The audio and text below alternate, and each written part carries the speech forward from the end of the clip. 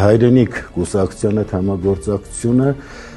ինձ հետևողները, նրանք ովքեր իմ հրապարակային ելույթներին ծանոթ են, գիտեն, որ հայտարարել էի, որ կմիանամ այն ուժին, որը նոր ուժ է, կարող ուժ է եւ ամբողջ իր ծրագրերով, իր կարողություններով միտված է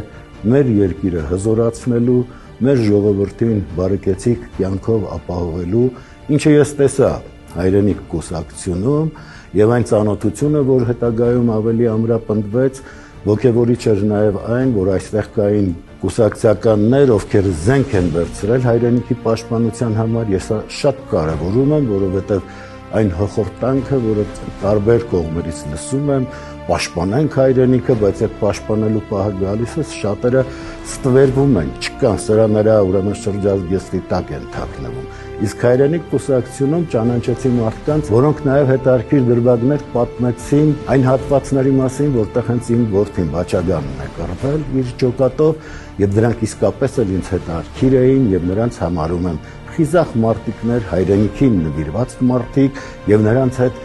հաղթական ընթացք ունենալը հեշտ է։